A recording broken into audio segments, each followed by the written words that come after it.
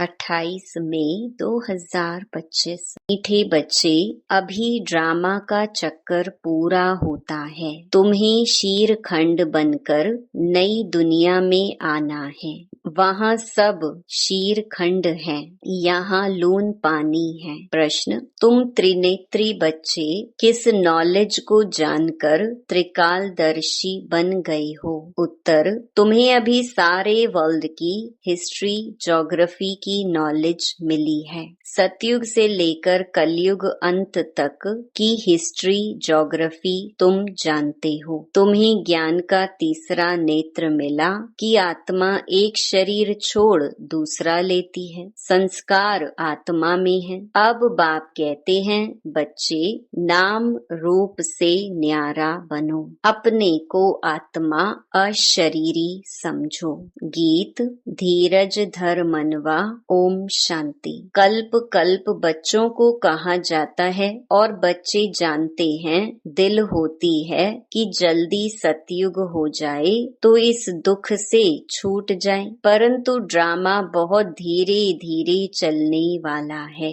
बाप धीरज देते हैं, बाकी थोड़े रोज हैं। बड़ों बड़ों द्वारा भी आवाज सुनते रहेंगे। दुनिया बदलनी है। जो भी बड़े बड़े हैं, पोप जैसे, वह भी कहते हैं दुनिया बदलने वाली है। अच्छा, फिर पीस कैसे होगी? इस समय सब लून पानी है। अभी हम शीरखंड हो रहे हैं, उस तरफ दिन प्रतिदिन लून पानी होते जाते हैं। आपस में लड़ झगड़ कर खत्म होने वाले हैं। तैयारियां हो रही हैं। ये ड्रामा का चक्कर अब पूरा होता है। पुरानी दुनिया पूरी होती है, नई दुनिया की स्थापना हो रही है। नई दुनिया सो पुरानी, पुरानी सो नई दुनिया फिर बनेगी। इसको दुनिया का चक्कर कहा जाता है, जो फिरता रहता है। ऐसे नहीं लाखों वर्ष बाद पुरानी दुनिया नई होगी, नहीं। तुम बच्चे अच्छी रीति जान चुके हो,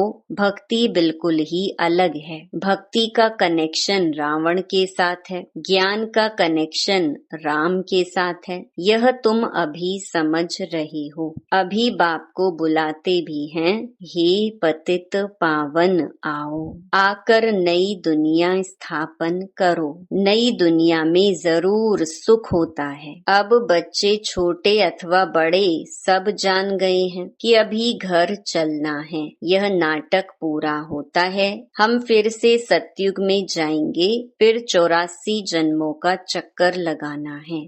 स्व आत्मा को दर्शन होता है। सृष्टि चक्र का अर्थात आत्मा को ज्ञान का तीसरा नेत्र मिला है, उसको कहा जाता है त्रिनेत्री। अभी तुम त्रिनेत्री हो और सभी मनुष्यों को यह स्थूल नेत्र है। ज्ञान का नेत्र कोई को नहीं है। त्रिनेत्री बने तब त्रिकालदर्शी बने, क्योंकि आत्मा को ज्ञान मिलता है ना। आत्मा ही एक शरीर छोड़ दूसरा लेती है। संस्कार आत्मा में रहते हैं। आत्मा अविनाशी है। अब बाप कहते हैं, नाम रूप से न्यारा बनो, अपने को अशरीरी समझो, देह नहीं समझो। यह भी जानते हो, हम आधा कल्प से परमात्मा को याद करते आए हैं। इसमें जब जास्ती दुख होता है तब जास्ती याद करते हैं। अभी कितना दुख है, आगे इतना दुख नहीं था। जब से बाहर वाले आए हैं, तब से यह राजाएं लोग भी आपस में लड़े हैं, जुदा जुदा हुए हैं। सतयुग में तो एक ही राज्य था। अभी हम सतयुग से लेकर कलयुग अंत तक हिस्ट्री, ज्योग्राफी समझ रहे हैं। सतयुग त्रेता में एक ही राज्य था। ऐसे एक ही डिनेस्टी कोई की होती नहीं। क्रिश्चियन में भी देखो फूट है, वहाँ तो सारा विश्व एक के हाथ में रहता है।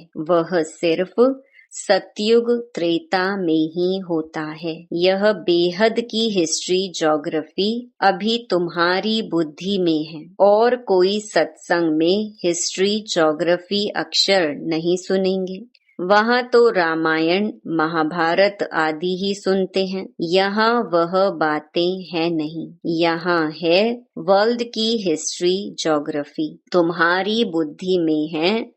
ऊंच ते ऊंच हमारा बाप है। बाप का शुक्रिया है जिसने सारा ज्ञान सुनाया है। एक आत्माओं का झाड़ है, दूसरा है मनुष्यों का झाड़। मनुष्यों के झाड़ में ऊपर में कौन है? ग्रेट ग्रेट ग्रैंडफादर ब्रह्मा को ही कहेंगे। यह जानते हैं ब्रह्मा मुख्य है, परंतु ब्रह्मा के पीछे क्या हिस्ट्री ज्योग्राफी है यह कोई नहीं जानते। अभी तुम्हारी बुद्धि में है ऊंच ते ऊंच बाप रहते भी हैं परम धाम में। फिर सूक्ष्म वतन का भी तुमको मालूम है। मनुष्य ही फरिश्ता बनते हैं, इसीलिए सूक्ष्म वतन दिखाया है। तुम आत्माएं जाती हो, शरीर तो सूक्ष्म वतन में नहीं जाएगा। जाते कैसे हैं?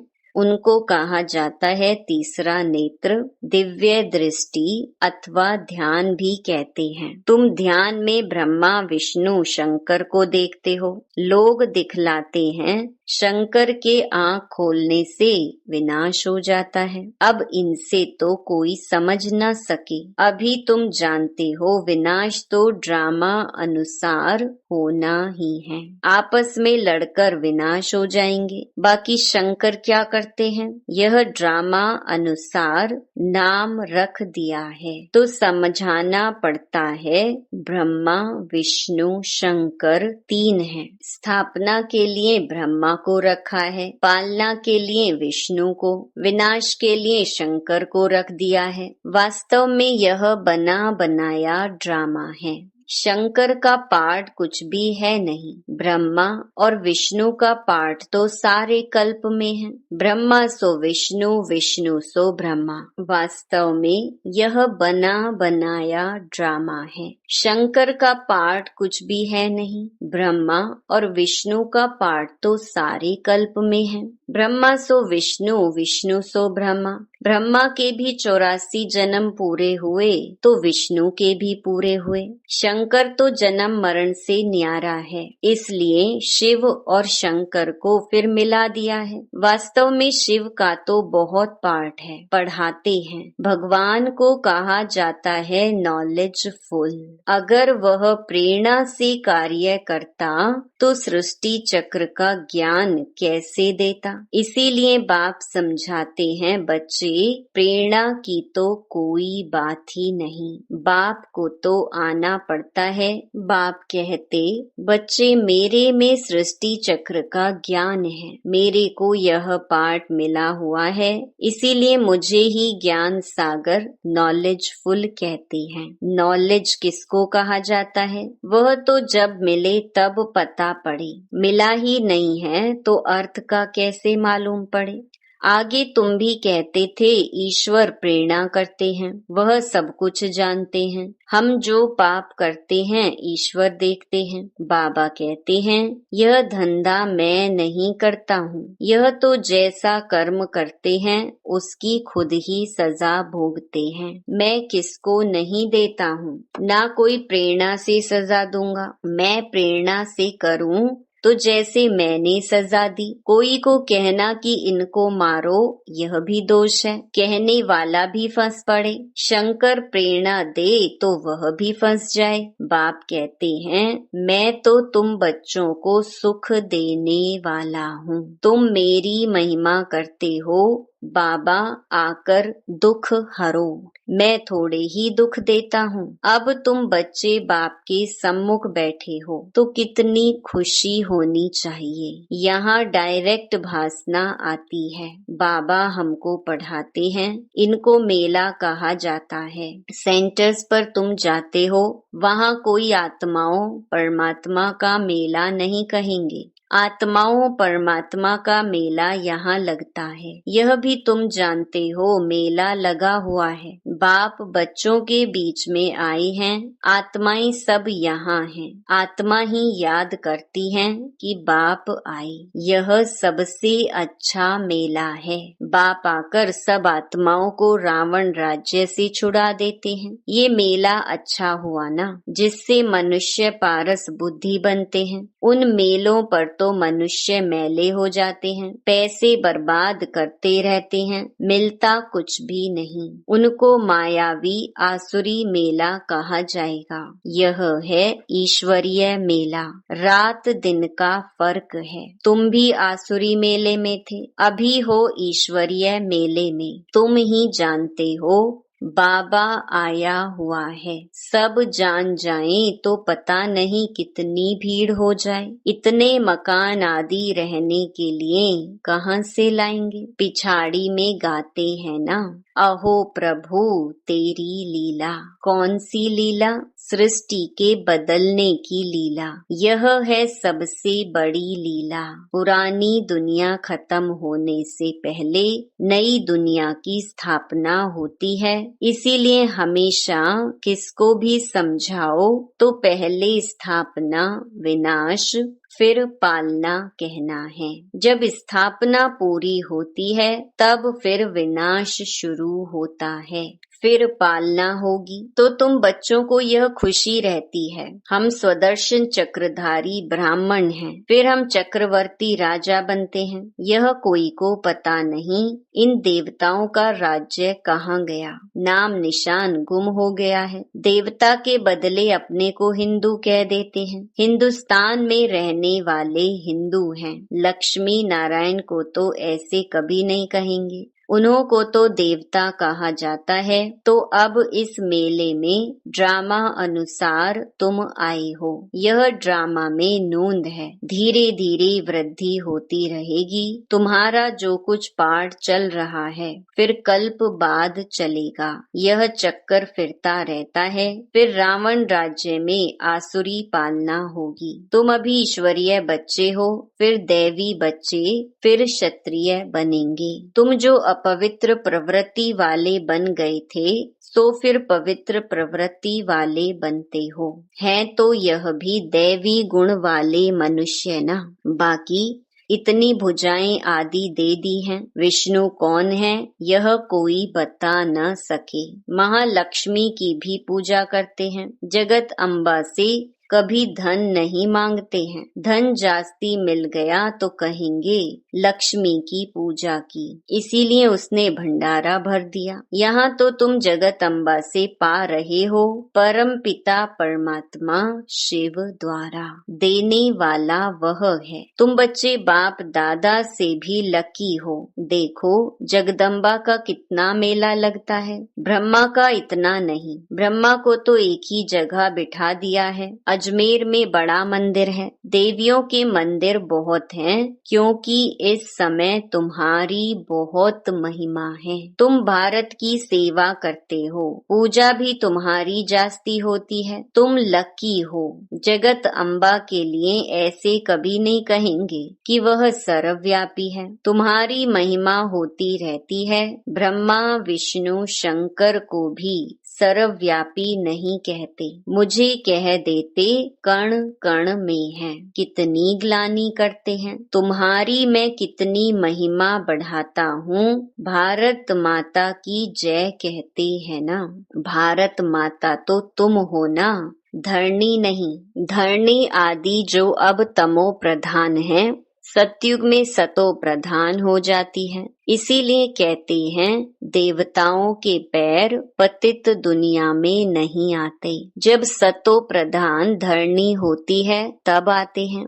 अभी तुमको सतो प्रधान बनना है। श्रीमत पर चलते बाप को याद करते रहेंगे तो ऊंच पद पाएंगे। यह ख्याल रखना है।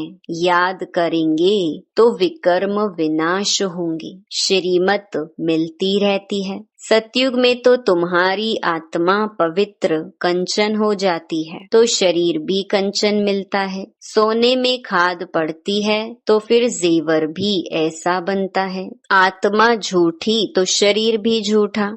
खाद पड़ने से सोने का मूल्य भी कम हो जाता है।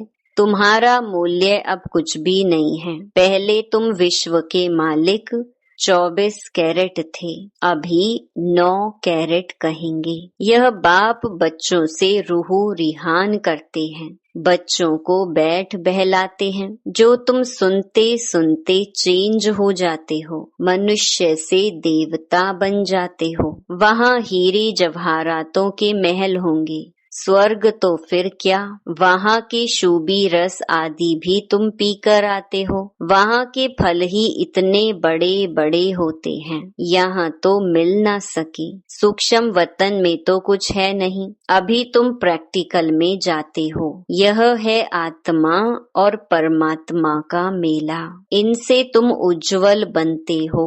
तुम बच्चे जब यहाँ आते हो तो फ्री हो, घर बार धंधे आदि का कोई फुर्ना नहीं है, तो यहाँ तुमको याद की यात्रा में रहने का चांस अच्छा है। वहाँ तो घर घाट आदि याद आता रहेगा, यहाँ तो कुछ है नहीं। रात को 2 बजे उठकर यहाँ बैठ जाओ। सेंटर्स पर तो रात को तुम जा नहीं सकते, यहाँ तो सहज है। शिव बाबा की याद में आकर बैठो और कोई याद ना आए, यहाँ तुमको मदद भी मिलेगी। सवेरे जल्दी सो जाओ, फिर सवेरे उठो। 3 से 5 बजे तक आकर बैठो, बाबा भी आ जाएंगे, बच्चे खुश होंगे। बाबा है योग सिखलाने वाला, यह भी सीखने वाला है, तो दोनों बाप और दादा आ जाएंगे। फिर यहाँ और वहाँ योग में बैठने के फर्क का भी पता पड़ेगा। यहाँ कुछ भी याद नहीं पड़ेगा, इसमें फायदा बहुत है।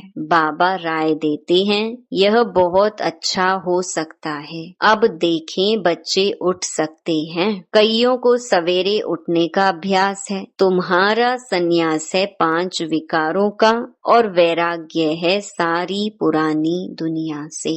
अच्छा, मीठे मीठे सिकिलधे बच्चों प्रति मात पिता बाप दादा का याद प्यार और गुड मॉर्निंग। रूहानी बाप की रूहानी बच्चों को नमस्ते। धारणा के लिए मुख्य सार। पहला, अभी सृष्टि बदलने की लीला चल रही है, इसीलिए स्वयं को बदलना है, शीर खंड होकर रहना है। दूसरा, सवेरे उठकर एक बाप की याद में बैठना है, उस समय और कोई भी याद ना आए। पुरानी दुनिया से बेहद का वैरागी बन 5 विकारों का संन्यास करना है। वरदान, बेहद की स्थिति में स्थित रहे, सेवा के लगाव से न्यारे और प्यारे विश्व सेवाधारी भव। विश्व सेवाधारी अर्थात बेहद की स्थिति में स्थित रहने वाले। ऐसे सेवाधारी सेवा करते हुए भी न्यारे और सदा बाप के प्यारे रहते हैं। सेवा के लगाव में नहीं आते, क्योंकि सेवा का लगाव भी सोने की जंजीर है। यह बंधन बेहद से हद में ले आता है। इसीलिए देह की स्मृति से, ईश्वरीय संबंध से, सेवा के साधनों के लगाव से न्यारे और बाप के प्यारे बनो, तो विश्व सेवाधारी का वरदान प्राप्त हो जाएगा और सदा सफलता मिलती रहेगी। स्लोगन, व्यर्थ संकल्पों को 1 सेकंड में स्टॉप करने की रिहर्सल करो तो शक्तिशाली बन जाएंगे। अव्यक्त इशारे, रूहानी रॉयल्टी और प्योरिटी की पर्सनालिटी धारण करो। आप सबकी पहली प्रवृत्ति है अपनी देह की प्रवृत्ति, फिर है देह के संबंध की प्रवृत्ति। तो पहली प्रवृत्ति देह की, हर कर्मेंद्रिय को पवित्र बनाना है। जब तक देह की प्रवृत्ति को पवित्र नहीं बनाया है, तब तक देह के संबंध की प्रवृत्ति, चाहे हद की हो चाहे बेहद की हो, उसको भी पवित्र नहीं बना सकेंगे। तो पहले अपने आप से पूछो कि अपने शरीर रूपी घर को, अर्थात संकल्पों को, बुद्धि को, नैनों को और मुख को रूहानी अर्थात पवित्र बनाया है। ऐसी पवित्र आत्माएं ही महान हैं। अच्छा, ओम शांति।